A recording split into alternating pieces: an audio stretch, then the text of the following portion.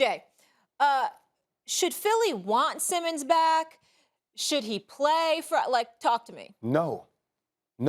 I said it yesterday. They should pay this man to go away. And this is where I think it's starting to become embarrassing for the Philadelphia 76ers if they try to force Ben Simmons to play on a nationally televised game against the Brooklyn Nets, because this is all about ego to me.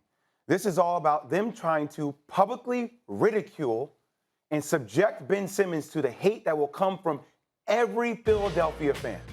So instead of paying him to say, you know what, we don't want this drama, we want this team to focus on some more team outings, Joel Embiid not playing video games in his hotel room after every road trip, actually becoming a leader of men. Instead of us focusing on basketball, which Doc Rivers says, hey, when Ben's not around, we focus on basketball. You're telling me that somebody personally in there has a vendetta, that they want to prove that they can win this battle against Ben, that they're willing to go to the point by saying, you know what, it's worth all the distractions, it's worth all the anger, because we want to see him inflicted with pain. This is about putting pain on Ben Simmons. It no longer feels about doing what's in the best interest of the organization, because nobody in their right frame of mind thinks that Ben Simmons is going to come back and ball out. He's told them 5.5, 6 months ago he was mentally checked out. He told them that. Yeah. So why are we expecting different results? You're just going to cause him pain. That's what it is. Just be real about it, Philly. You're not entirely accurate. In certain respects, I get where you're coming from, because it can come across as a bit petty. And I understand. Philadelphia's hands are not clean here. 76ers' hands are not clean. Ben Simmons' hands damn sure ain't clean. Rich Paul's hands are not clean. Everybody done messed up here. We done messed up, okay? But understand something, and this is where I jump off the wagon with you.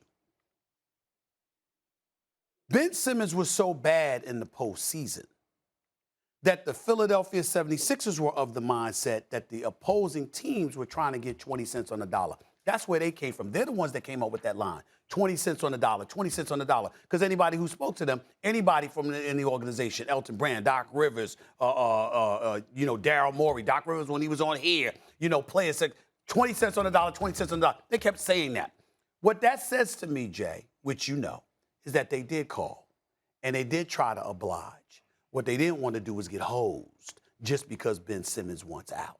Now, if you have been there for years and you've got 1 year left on your deal like James Harden or Anthony Davis, and you decide you want out, that's different. This brother just signed his extension 1 year ago. So whatever issues you had, even though you're saying you had these issues for some time, it didn't stop you from signing to get your dollars. You got 4 years, $147 million. And you saying 1 year in, I want out. And you're asking them to get 20 cents on the dollar. They're saying to that, hell no. What you did was turn around and you decided to be defiant.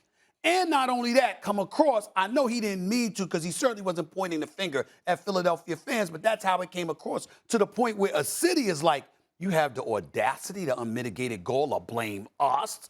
We supported you all of these years when we knew your behind couldn't shoot. Not just perimeter shots, but free throws. But we never thought it would get as bad as it did against Atlanta when you shooting worse than Shaq and Wilt Chamberlain combined ever shot from the free throw line. That's how bad he was from the free throw line. So instead of adopting the attitude, I'm going to come back and make amends and show out, you turned against us. That's how Philly is looking at him, which is why I feel bad for him if he show up tomorrow night, because they are going, oh, my God, how Destroy bad. him. It will never be as bad as it's going to be for him tomorrow night. Having They said all booed of him that, at the Flyers game. yes, Right. having said all of that, Does that, my point. I mean, Yes. come on. here's where it gets tricky, though. With that being said, Jay, what we can't escape is this reality. Again, you got the 4 years.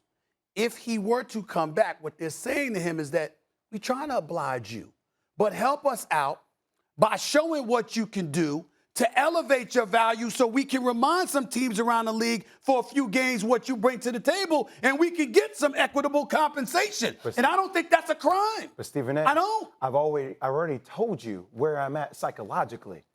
I've told you, you've came out to my house. You sat down with me, Doc Rivers, Daryl Morey, and I told you I do not want to be here. Right. I just got kicked out of practice. I'm seeing highlight Why videos. did he get kicked out of Because practice? he was defiant. He was defiant. But he's told them he's not there. He's already checked out. That's what I'm trying to tell you. You're going to have him come back and play. And I can make a case that him not playing could help his trade value more so than him actually. I didn't know you back then. But when I talk to Jay Williams, what I constantly remind people is it ain't just my partner on television who does a great job on radio. I'm talking to a former number 2 overall pick who was the National Player of the Year and a national champion who knows a thing or two about competing on the basketball level. Yeah.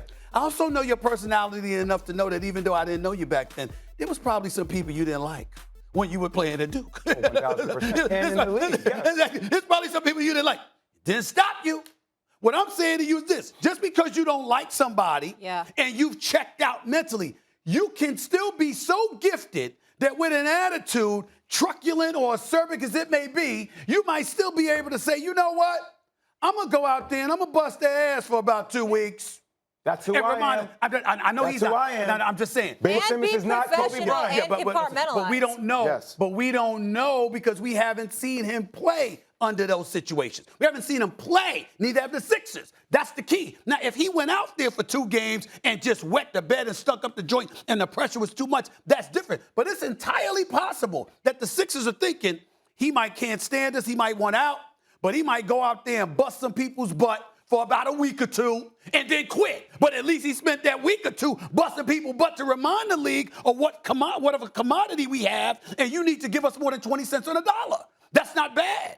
That's not a bad proposition. That's what I'm saying. Let me break down 2 things. Number one, I am not Ben Simmons. I know Ben that. Simmons is not me. I know that. So I know what my ass would do. Right. I know who I am. Right. Like, I'm the same person that was told I would never be able to walk again, and I'm walking, I'm running, I still walk with a limp, and I don't give a damn. I am built like that. That's right. My history has allowed me to be built like that. I'm not sure Ben Simmons playing basketball coming from Australia with the way he's been coddled by this franchise and himself is built that way. Now, that doesn't mean he can't be extremely successful.